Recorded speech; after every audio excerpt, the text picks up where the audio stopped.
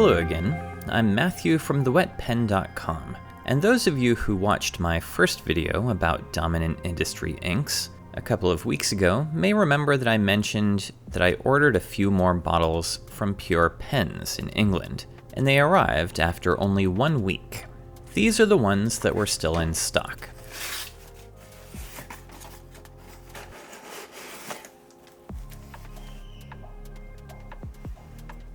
Here we have base black, and while this might sound like a boring choice, it's actually a pretty unique one.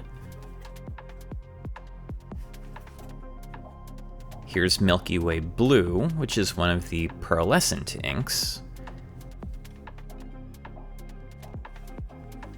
And finally, there's Dominant Blue. Those of you who follow this channel know that I can't pass up any bottle of vibrant blue ink, so this one's no surprise. It also just so happened that Pure Pens had Troublemaker Inks in stock when I was ordering, and I've been curious about them for a while, so I decided to order a few of them too. This one is Abalone. This one is Lam Ang.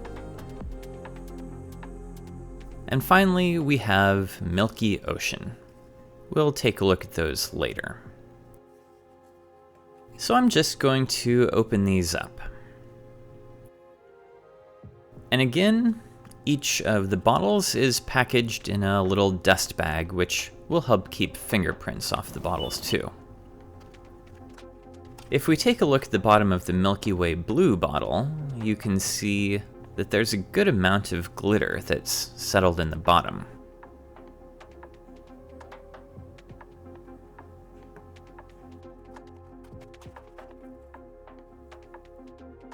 I never get tired of these bottles.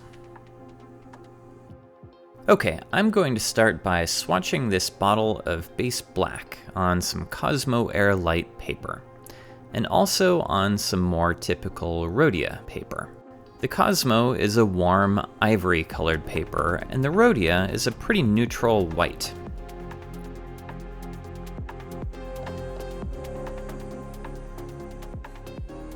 This is a dark, dense black, but it's very smooth and wet.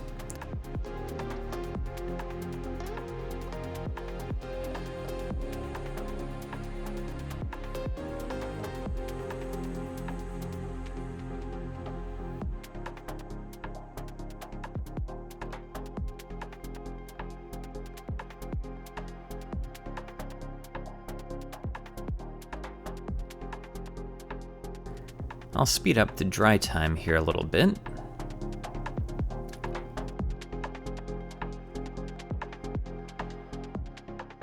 And look at that. Black with heavy metallic sheen. Not quite gold maybe, but brass? Anyway, the sheen is heavy on the Cosmo, but relatively modest on the Rhodia.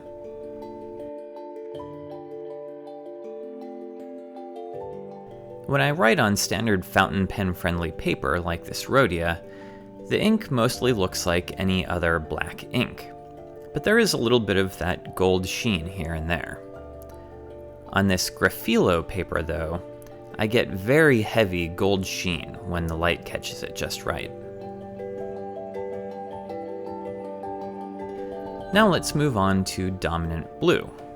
I'm going to swab this one on some Clairefontaine Triomphe, and my standard coloring book too.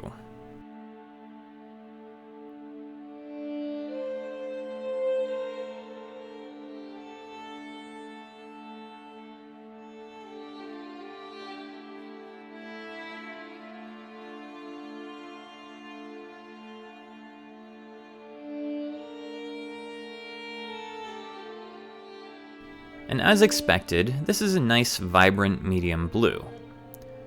I'll try making it a little heavier on the second swab here.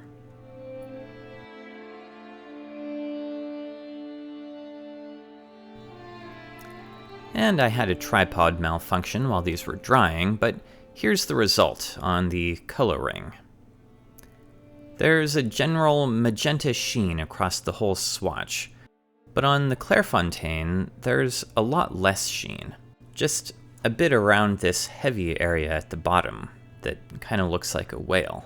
This is odd, because when I made my first test swatch, the sheen was really heavy, so I'm going to try this one again, but on Tomoe River paper this time.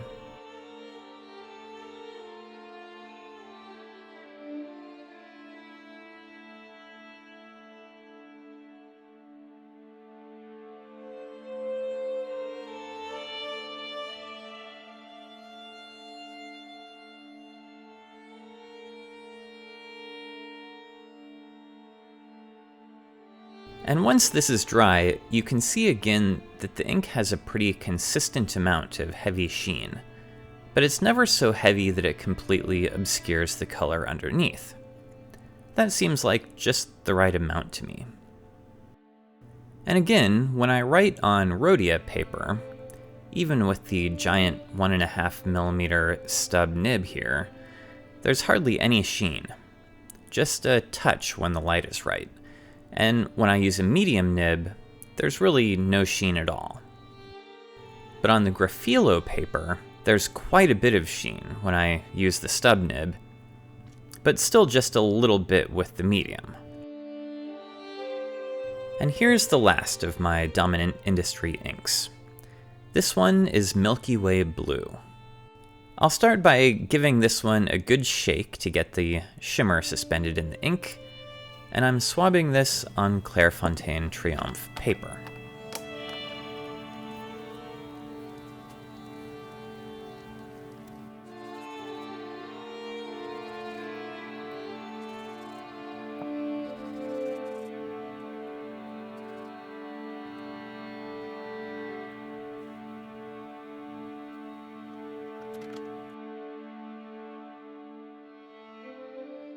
As it dries, the heavy shimmer becomes more and more visible, and there's also quite a bit of red sheen forming around the edges of the heaviest pools of ink.